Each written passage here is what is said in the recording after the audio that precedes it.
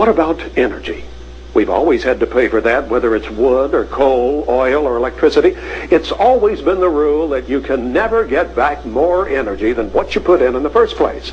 That's a fundamental law of nature. Physicists of the 19th century figured that out with the first law of thermodynamics, the conservation of energy. Maybe so. But science has come a long way since then. And laws? Well, there's never been one that hasn't been broken. Come on.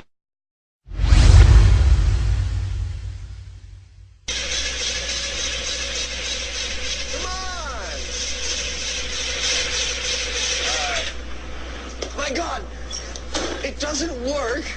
I can't believe it doesn't work. I found it on the internet.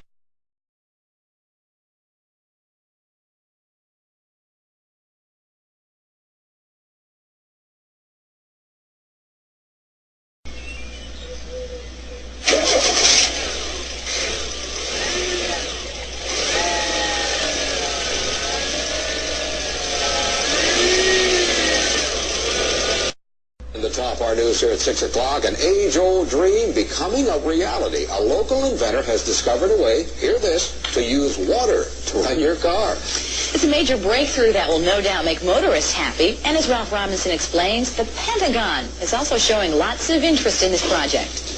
Water has always been considered a precious commodity, but Stan Meyer's invention may make it even more valuable. He has developed what's called a water fuel cell. It has taken the place of his old gas tank. The water fuel cell breaks down water molecules into oxygen and hydrogen. The hydrogen is used to run his dune buggy. I don't care if you use rainwater, well water, city water, ocean water. If you don't have any fresh water, go ahead and use snow. If you don't have any snow available to you, then use salt water because there's no adverse effect to the fuel cell. Meyer started working on this project 4 years ago. He's not a scientist. He isn't even a chemist. In fact, he never graduated from college. Myers was determined, he says, to design something to protect this country from oil embargoes.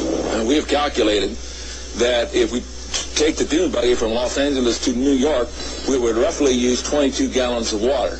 Myers is currently perfecting a water fuel cell for cars. It will cost about $1,500. He says it won't need any maintenance, and you won't have to replace it. It'll be at least 2 years before the fuel system goes into mass production. The day it happens will be one the fuel industry hates, but it'll put a smile on the face of those who've had to say at one time or another, fill her up.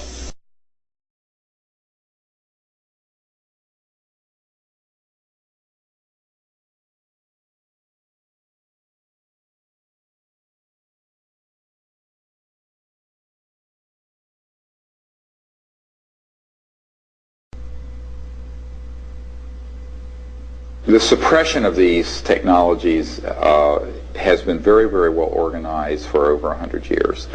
This can be proven. There are many accounts of people who have had their technologies, as I mentioned, forcibly confiscated or classified, illegally classified by the abuses of Title 35, Section 180, 181 of the patent law. There are others who have been just flat out intimidated and threatened. Others simply bought out and told that, you know, you don't want to do this and we will buy it out from you. I think the most important way that it's been suppressed, this is a very good example, is that many times when support begins to build around one of these technologies, there is enormous pressure brought to bear to stop the funding of it or the support of it.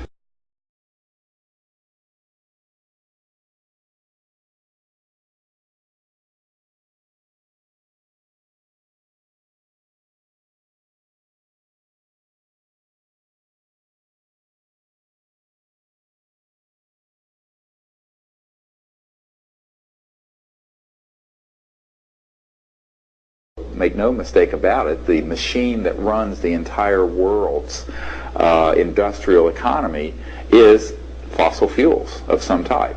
Gas, natural gas, oil, coal, what have you.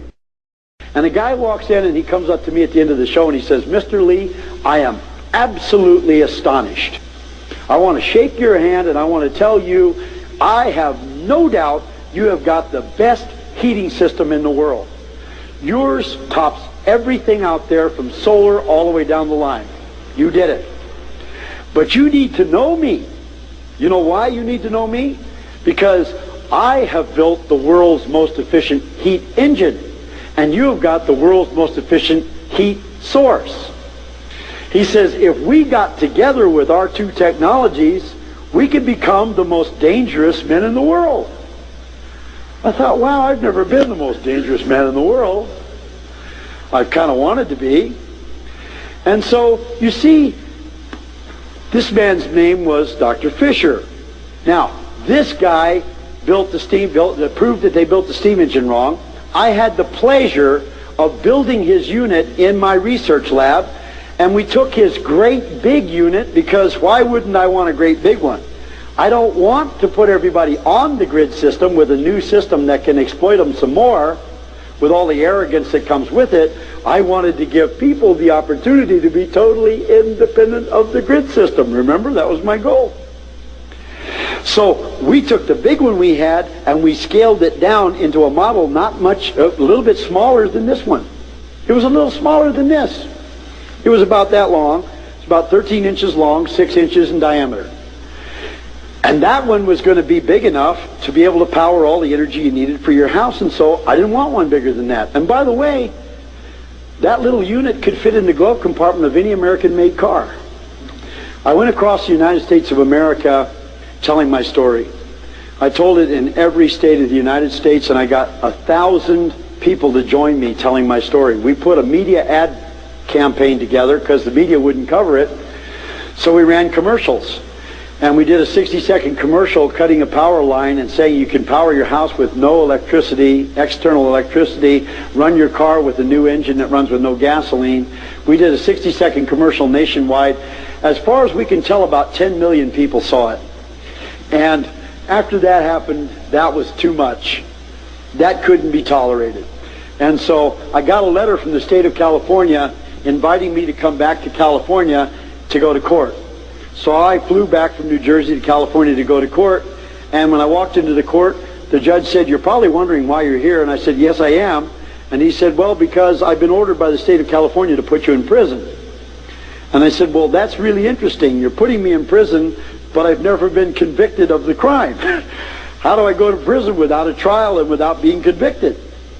And I said, "You can't do that, can you?" And he said, "Well," he says, "I've been ordered by the state of California to put you in prison, so that's where you're going, but sounds like you got a hell of a case for appeal." That, by the way, is a quote, and I do have the transcript. I walked out of prison 2 years ago, and now we have rebuilt our whole national network of distribution of distributors. We're in every state of the United States. We're in every major county of the United States. We have people now who understand exactly how the government works, exactly how the big boys work, exactly how the energy companies work, and we've got it all figured out.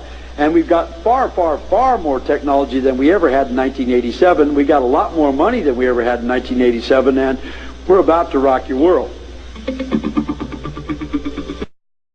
There's no way that we're going to have peace on Earth when there's the injustice of 80% of the world living in poverty and half the world's population living on less than $2 a day.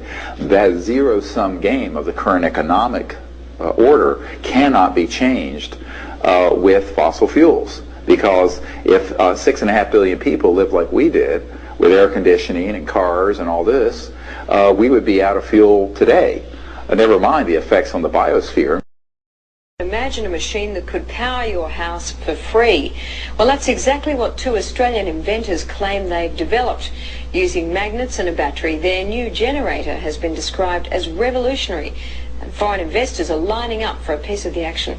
Chris Allen reports. So, John, this is the machine? Yes, this is it, Chris. What's it capable of?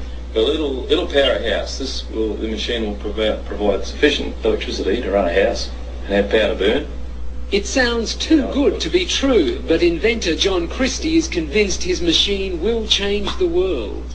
So, John, basically you're saying this machine can produce 5 times as much power as it consumes? Yes, it does. This one, exactly as we see it, it does. And in fact, it can produce more than that.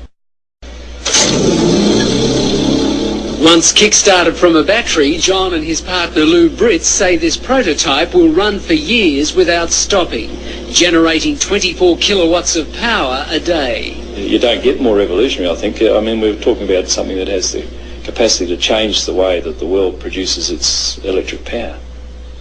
there's a capacity to change the way that cars are propelled. You can replace the combustion engine, in fact.